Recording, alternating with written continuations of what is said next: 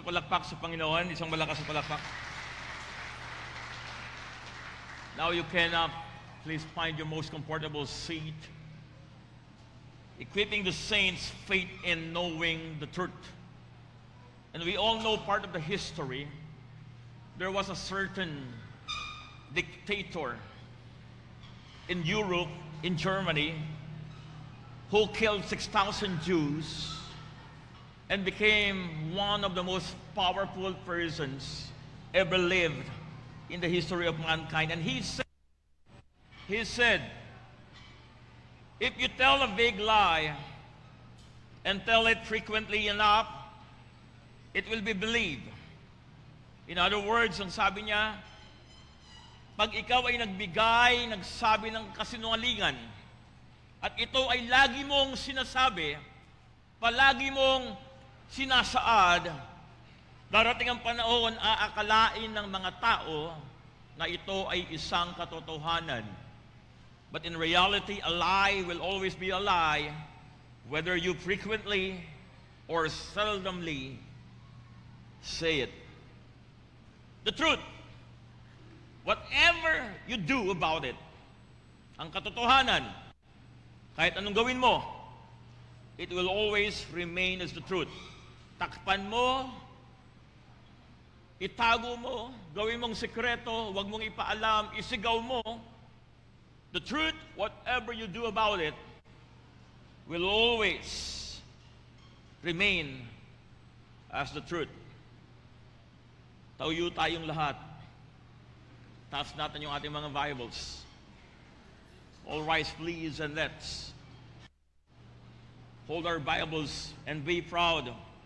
Sino dito proud because you have a Bible? You have the word, amen? Sabay-sabay natin ng malakas. 1, 2, 3.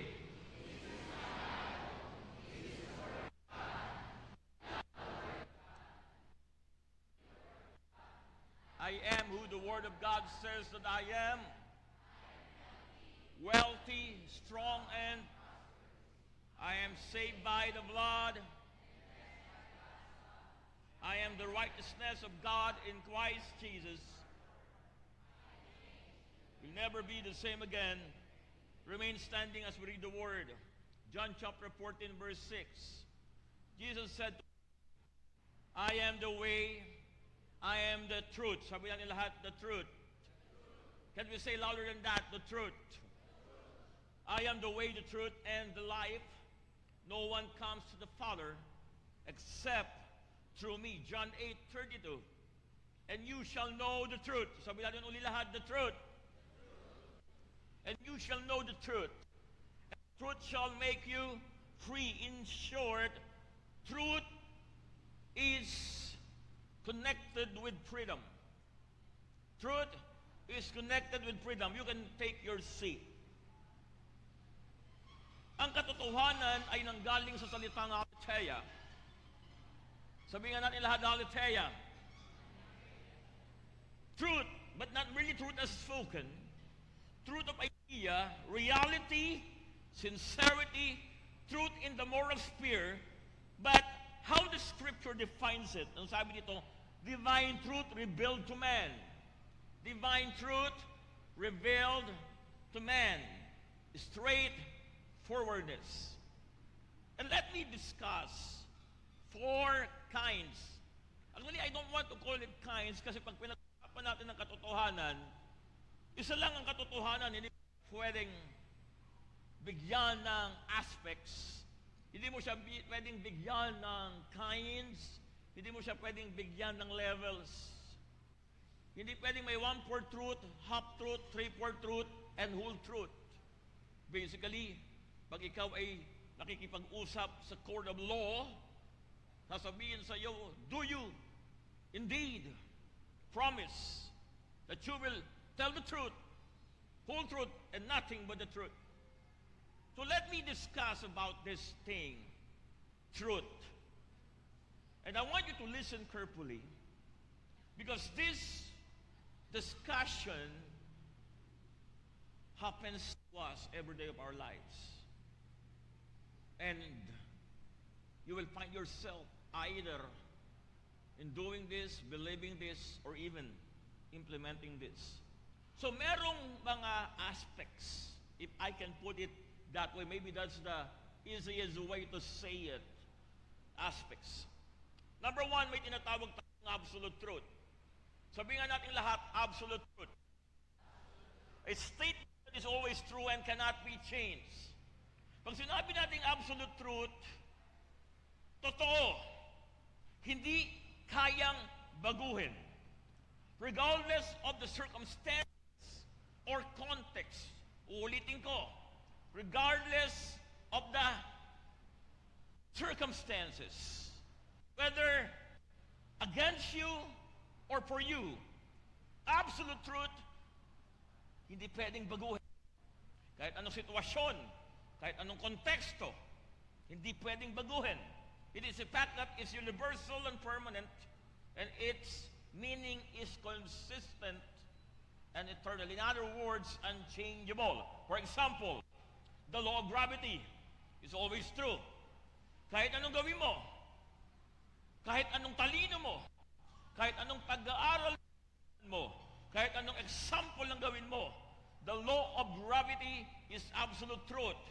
Pag ikaw ay lumabas, pumunta sa mataas, naghulog ka ng coin, ng kahoy, o kahit ikaw mismo ay tumalon, the law of gravity will always be the same. Kahit pumunta ka ng Amerika, ng Europa, ng Middle East, the law of gravity in the earth is the same. Ang tawag dyan ay, sabi natin lahat, say it. Come on, say it loud. Absolute truth. And there are things in life that are absolute. You just cannot change it. Kahit anong nararanasan mo, you just cannot change it.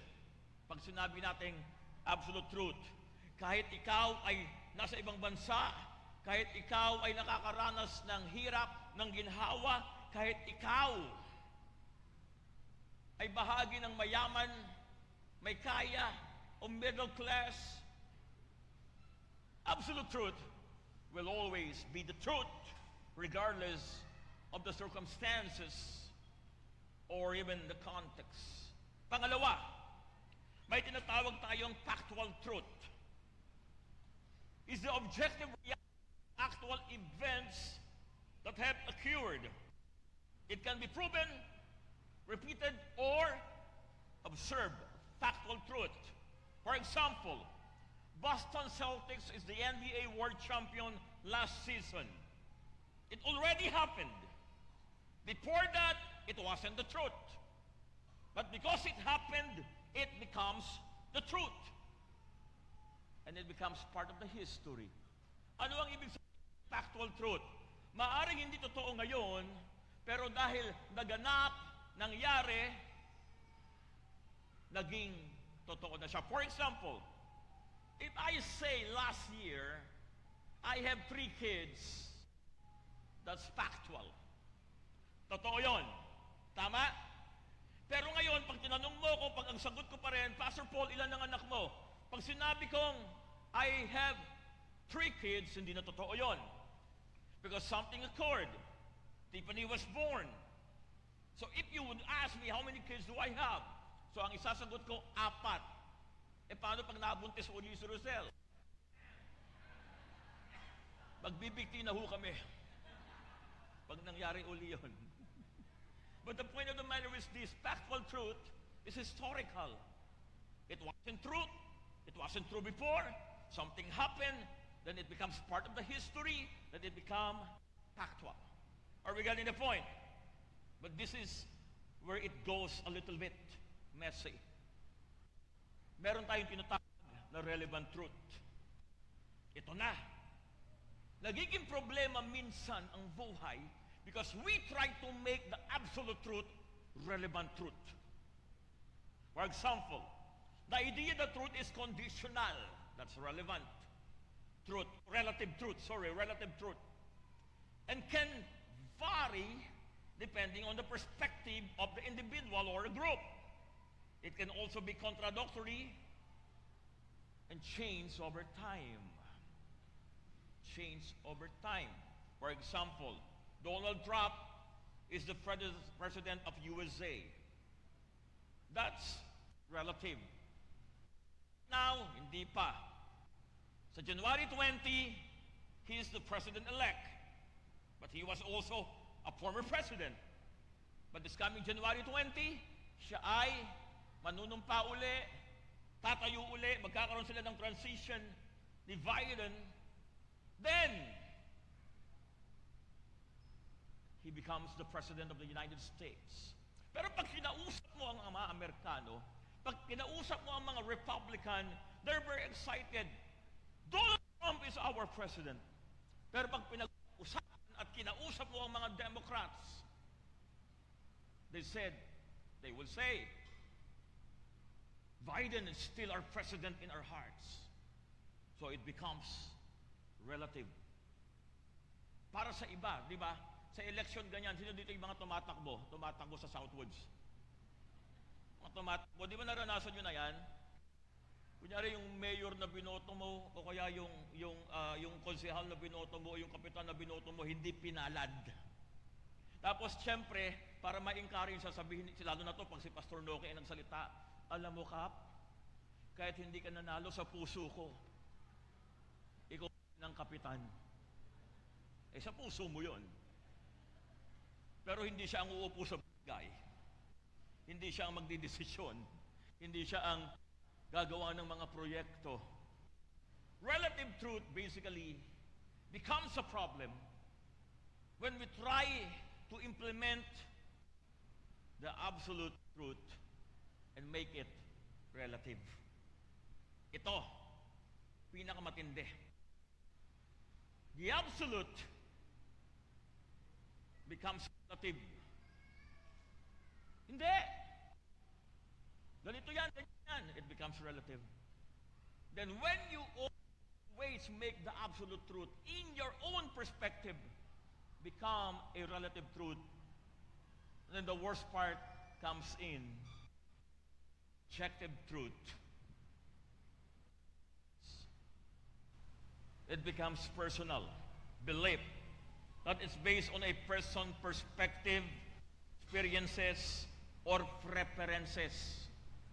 It is dependent on a person's biases, emotions, opinions, imaginations, or even conscious experience. Biglang nagiging subjective. Bigyan natin ng laman ng church context. Sino nagsasabi na totoo na sinabi ng Scripture, it is blessed to give than to receive? Konti yung sumagot. Tatanong ko uli, who among you believes? Hindi ko sinasabing pinaniniwalaan mo. Ang sinasabi ko, maliwanag na nakasulat sa Scripture na mas pinagpapala ang nagbibigay kaysa tumatanggap. Amen. So if it's written in the Scripture, where do you categorize it? Is it absolute, factual, relative, or subjective? You don't want to answer? Debug. Hello. Who among you believe that the Scripture says we are greatly blessed and highly favored? Tinanong, sino niniwala na ikaw ay greatly blessed and highly favored? Amen. Lord, yung mga hindi nag-amen, bigay niyo sa akin yung blessing. Kaya medyo napapansin ko may mga pagpapala talaga si Lord in this past few months na unexpected, na overwhelmed din ako minsan kasi maraming hindi nag-amen at lagi kong mga hindi naniniwala sa akin, Lord. Kaya okay lang sa akin kung hindi kayo mag-amen. Ayun ang deal ko kay Lord. Hello? Sino naniniwala dito that you are greatly blessed? Amen. Yung mga hindi nag-amen, Lord, okay lang yon. Bigay mo sa akin. Hello? That's relative. For example, I'm blessed. And that's basically absolute. The Scripture tells us that we are greatly blessed. Sino dito naniniwala na ang math ay mahirap? Math is hard. It becomes very subjective. Because you can never tell me that math is hard. Kahit nakapikit ka, kaya ko ang math. Yun lang naman. Yung high school ako. Pero kahit dilat ako, hindi ko kaya yung English. So math is hard becomes subjective. Hello? Ano ibig sabihin nun? Preference mo yon. Pananaw mo yon. Kasi yung high school ka, nahihirapan ka sa math. Pero may mga tao na magaling sa math. So the answer becomes subjective. I am blessed. That's what the scripture says. No one can change that. Not circumstances, not even our context. But sometimes, it becomes simply a factual truth. Kasi once in my life, may nag-abot sa akin ng 200,000. Then it becomes simply a factual truth. Kaya lang ngayon, wala na. So I used to be blessed. Becomes factual. Then, becomes relative. Depende yan. Bilang papasok yung isa. Ito sa inyo yung mga conversation. Depende yan. Depende pag sinabing blessed. Depende sa level ng life mo. Kasi pag mas malaki ang sweldo mo, mas mataas ang position mo, mas malaki ang demand. Ang cost of living. So it becomes relative. So pag sinabing blessed, ba na ng sinasabi. Kaya lang naranasan mo, mahilahan ng sasakyan. Naranasan mo, manghiram ng pera. So pag sinabing I'm blessed, then it becomes subjective. Then because of your experiences, because of what happens or what happened in your life, your perspective towards what the Word of God, that's so absolute, becomes sometimes relative. And the worst part becomes very subjective. Madami yung ganyan. And sometimes, we can tolerate some things. For example, sino sa inyo nakarinig na ng beauty is in the eye of the beholder? Hello? Ay, wala. Sino ito nakarinig na beauty is in the eye of the beholder? Okay, magbigay tayo ng sample. Naka-live pa naman tayo, no? Ay, yung sa ano na lang, sa politika na lang. Sino niniwala na maganda si Diwata? Ay, isa pang tanong. Yung iba yata hindi kilala si Diwata. Taga dyan yung sa bundok. Yung malapit sa Senate, meron siyang mga karinderya doon na binibenta. Sino sa inyo naniniwala na maganda si Diwata? Active. Hello? Ha? Sino naniniwala sa nanay mo yung sinabihan kang gwapo ka o maganda? Ha? Absolute, factual, relative, or subjective? Ang tawag dyan, ano? Kasinungalingan.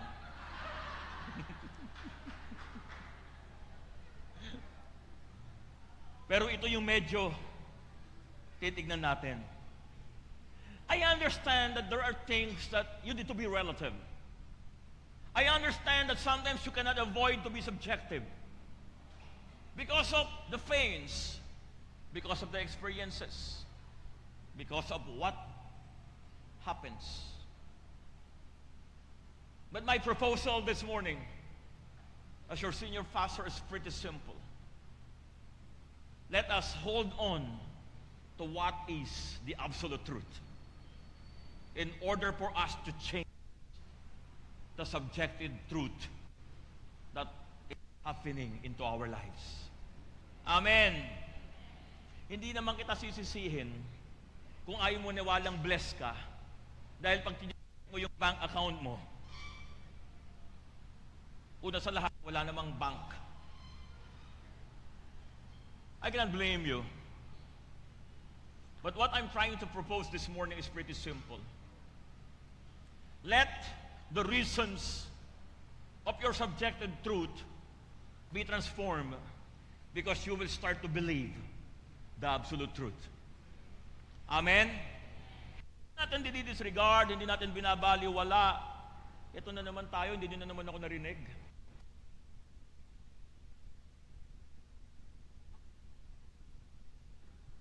Hello. Okay. So, John chapter 14, verse 6. Simula na naman tayo. But my prayer is for us, kasi lahat tayo may pagiging subjective. Hello? Sino dito yung naranasan yung pinatawag ka ng teacher ng anak mo yung elementary? Dahil may umaway. Nabalitaan mo yung anak mo inaway. Grade 2. Sumugod ka. Sumugod ka. Galit na galit ka. Ang pananaw mo, may umaway sa anak ko, may umaway sa anak ko. Tapos nandun ka sa principal's office. Pagtingin mo, nakita mo yung anak mo, namumula yun dito. Galit na galit ka. Pagdating mo sa kaaway niya, may saksak sa leg.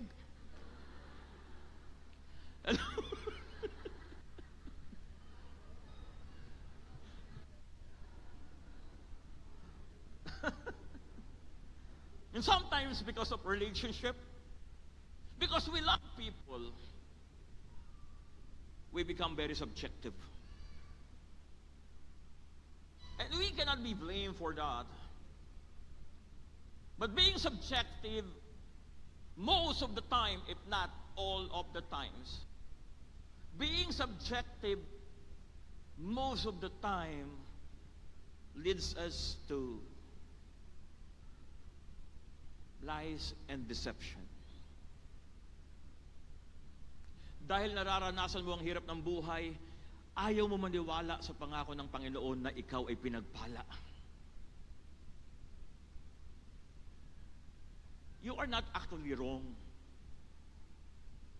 I can even say that you are right. But as a believer, you are not living according to the Word of God. Hello. Parang tahimik. Sabi mo sa katabi mo, relax ka lang. Kung tinatamaan ka, tama yan. Malachi chapter 3 verse 6, I am the Lord, I change not. I am the Lord, I change not. Hebrews 13 verse 8, Jesus Christ is the same yesterday, today, and forever. James chapter 1 verse 17, every good and perfect gift is from above. Minsan tinuturuan tayo, kaya ka may sakit kasi pinarurusahan ka ng Panginoon. Kaya ka naghihirap dahil hindi ka nakapagsimba ng 3 buwan. But every perfect and good gift is from above. Hindi galing sa Diyos ang karamdaman. Hindi galing sa Diyos ang kahirapan. Because the absolute truth, every good and perfect gift is from God. Coming down from the Father of the heavenly lights, who, sabihan ni lahat, does not, or does like shipping shadows. Sa ibang relation, who does not change like others. Hindi siya nagbabago. God is not a man that he should lie, nor a son of man that he should change his mind. Pag sinabi ng Panginoon, hindi siya nagsisinungaling. Hindi siya katulad ng mga kakilala mo, mga kaibigan mo, mga nakasakit sa'yo, na hindi tinutupad ang pangako. Tignan mo yung katabi mo. Naranasan na ba niyang masaktan? Naranasan na ba niyang makasakit?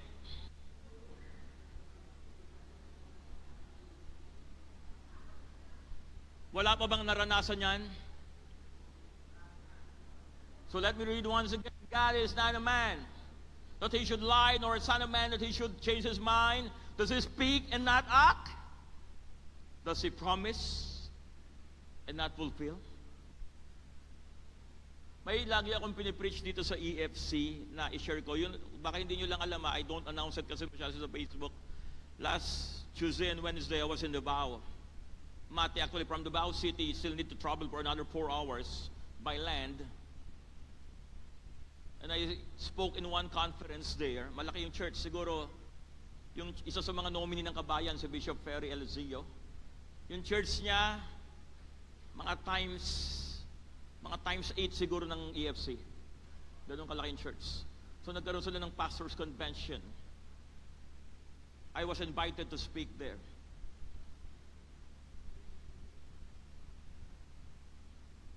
And basically, pag pinag-uusapan natin ang mga bagay-bagay, ang laki ng church nila, pero most of their pastors come from the mountains. And when you speak to them, iba-iba ng experience. Iba-iba ng karanasan. Some of them even traveled 8 hours sa motor. Hindi sasakyan na sa motor. Some of them, sabi nila, even walk for 2 hours. Pastor to Pastor. And when you start to talk to them, kung nandito ka sa Manila, pag ang kausap mo, yung mga kaibigan kong iba na talagang mga pastor na merong mga expedition, mga pastor na may mga Harley Davidson, if you talk to them, it seems ministry is about prosperity. But when you get to talk to these pastors, madudurog puso mo. Minsan yung sinasabi nating mahirap dito sa GMA Cavite, yung mahirap gumising. Hello? It takes them hours. Kaya minsan gusto ko rin yung sinasama yung mga ibang church leaders natin, worship team sa ibang lugar, for sense of realization that in some places, yung isang bagay na sinasabi mong mahirap, sa kanila blessing na yon. Pero hindi ko alam na hanggang ngayon may mga pastor pa rin na tumatanggap ng 150 pesos per week. Senior pastor, And it really breaks my heart. It really does. So let me start. Mabilis lang to, mas mahaba yung introduction ko sa point because I already basically laid out the foundation. Number one, the truth is not found in the situations alone. That can be relative. Truth is not found in emotions. That can be subjective. But the truth is always found in the person of Jesus Christ. The truth is found in the person of Jesus Christ. He said, I am the way, the truth.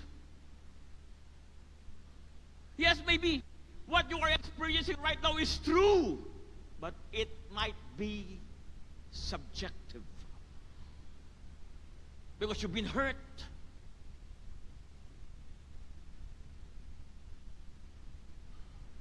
Maybe your finances right now is not that okay.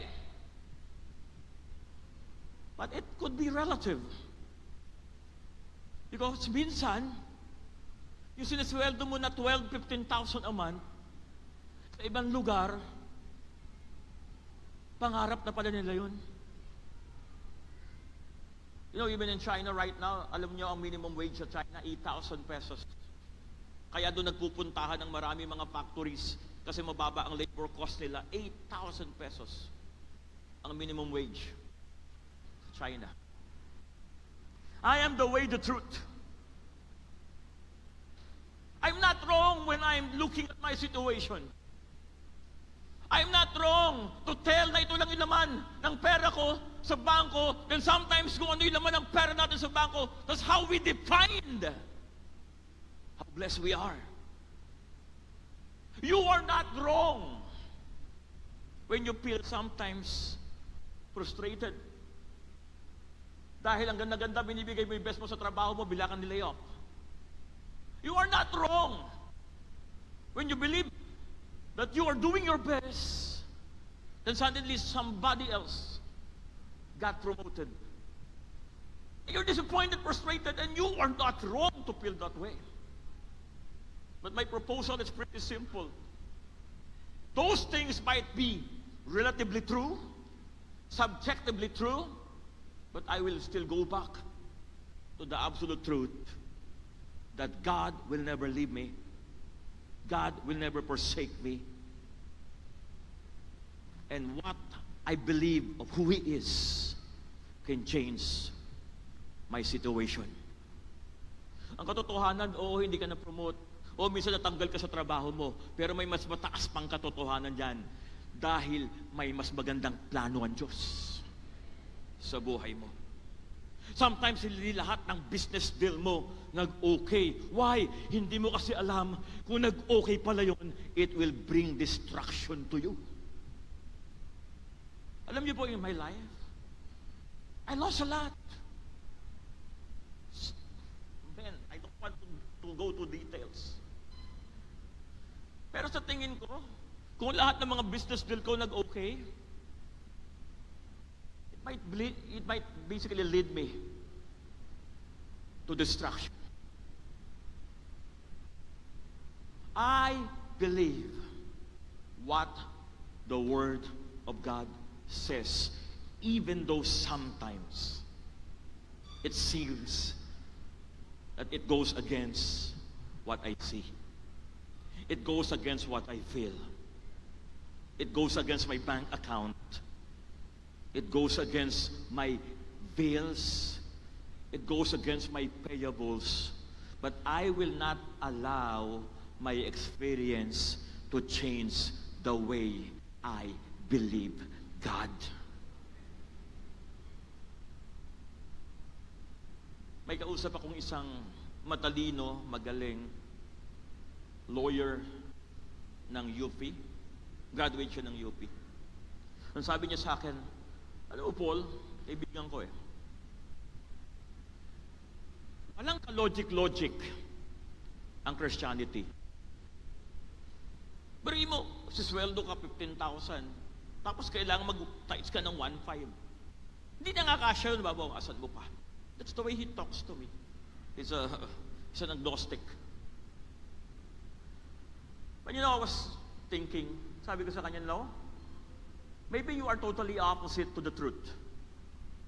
You know why? Because the most logical thing to do is to trust and have faith to the one who created everything. The one who is the source of every blessing that I can possibly have. Alam mo ang pinaka-logical na gawin sa buhay na to? Kaya di ako naniniwala, faith is illogical. For me, faith is the most logical thing. You know why? Because ang pinakatamang desisyon, yung magtiwala ka sa may-ari ng lahat.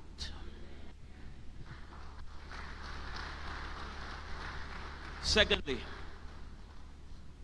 the truth to freedom in the power of the Spirit. The truth to freedom in the power of the Spirit. I will be just reading few verses. Sabi sa Luke 4 verses 18 and 19, the Spirit of the Lord. Sabi natin lahat, the Spirit of the Lord. Can you say louder than that, all of us, the Spirit of the Lord? Sino niniwala sa inyo, Jesus died and His blood cleanses all our sins. But it did not it did not make us righteous. Sabi nila yung kamatayan daw ni Kristo at yung kanyang banal na dugo, ginawa tayong banal. Actually, hindi. The death of Jesus Christ and His blood that has been shed on the cross made us clean. Nilinis ang lahat ng ating kasalanan.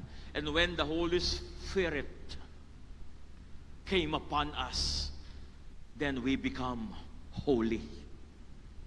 Hello. And blameless. Yung dugo nilinis ka, pero yung presensya ng banal na Espiritu, ginawa kang banal. Sabi dito, the Spirit of the Lord is upon me because He has anointed me to preach the gospel to the poor. He has sent me. This is the Spirit of God. To heal the brokenhearted. Binasted ka ba? Tignan mo yung katabi mo. May mga lalaking matatalino. Sino dito yung mga kilalang lalaki matatalino? Meron talaga silang type na babae. Sinubukan nilang ligawan. Mukhang walang pag-asa, hindi na tinuloy. Hindi ko na lang itutuloy kaysa mabasted pa ako. Wisdom.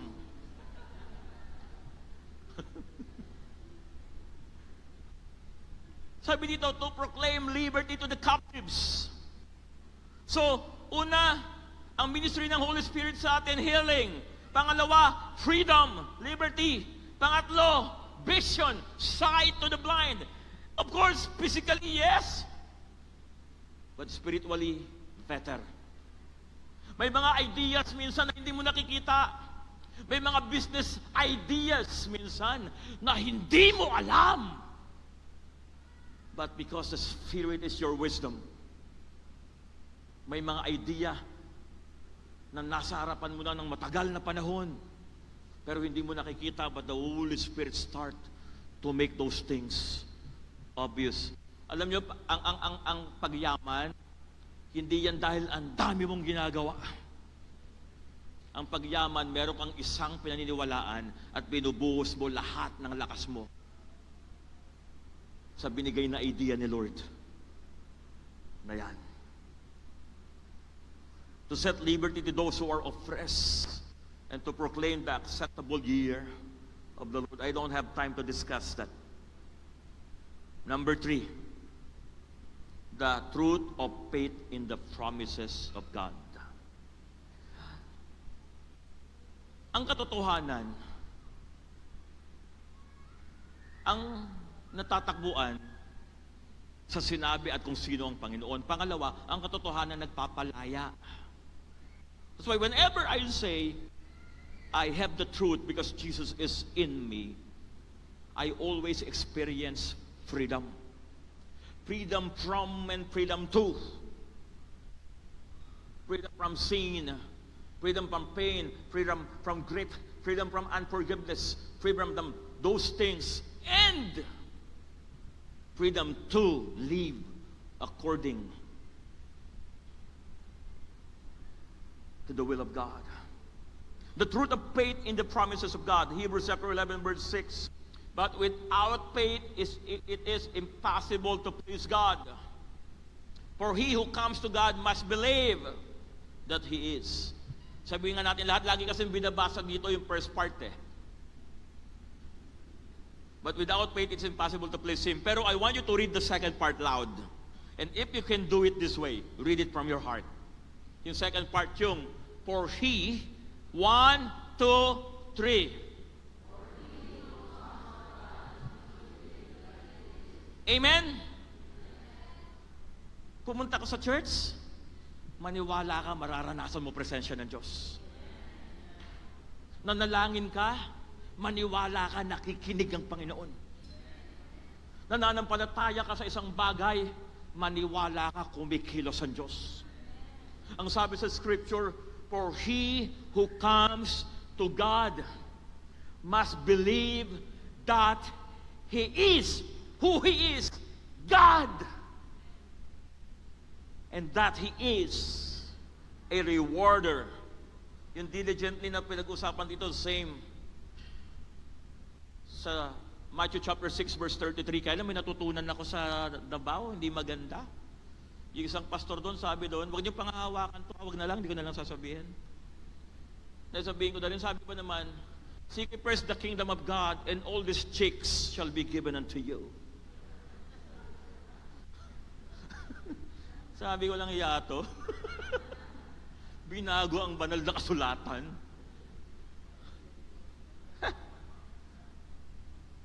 Tuwan-tuwa naman to si siya.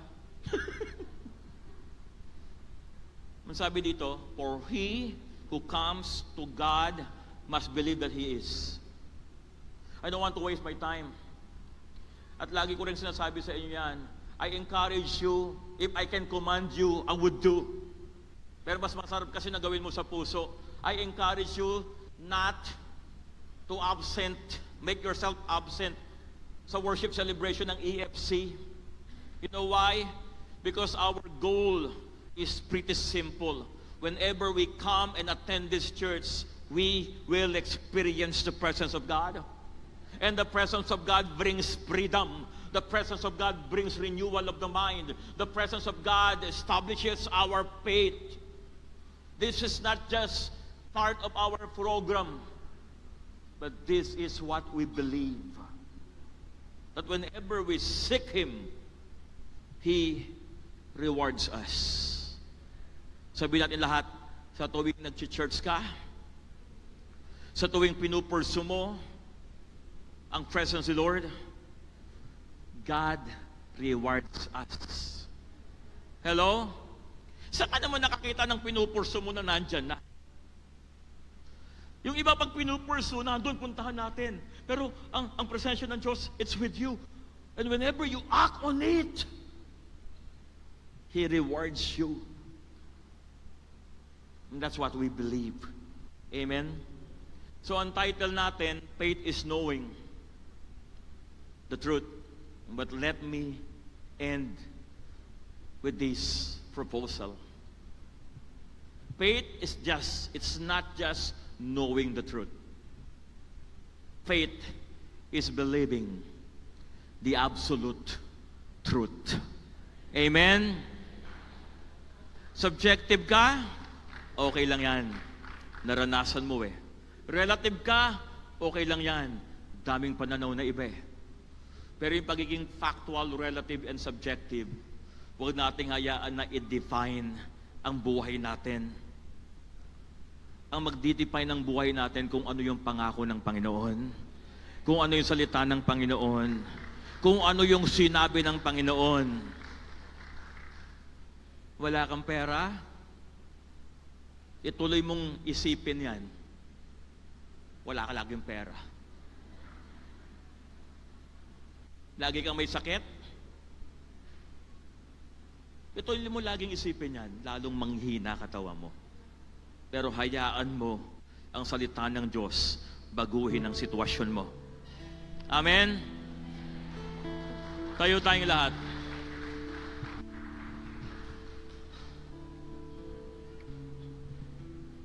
Sino naniniwala, hindi nawawala ng kabuluhan tuwing pumupunta ka sa EFC? Hindi nawawala ng kabuluhan tuwing tinataas mo ang kamay mo. Hindi nawawala ng kabuluhan tuwing binubuksan mo ang bibig mo. Hindi nawawala ng kabuluhan tuwing binubuksan mo ang tenga mo para pakinggan ang salita ng Panginoon. Hindi nawawala ng kabuluhan pag pinipili mong maniwala, manampalataya sa pangako ng Panginoon. And as we sing this song, Walang Hanggan, hindi ko alam kung ano yung title, basta yun. Hello? Isisigaw natin, hindi lang ng ating mga bibig, isisigaw ng paniniwala at pananampalataya ng ating puso. Amen? Come on, let's sing this song.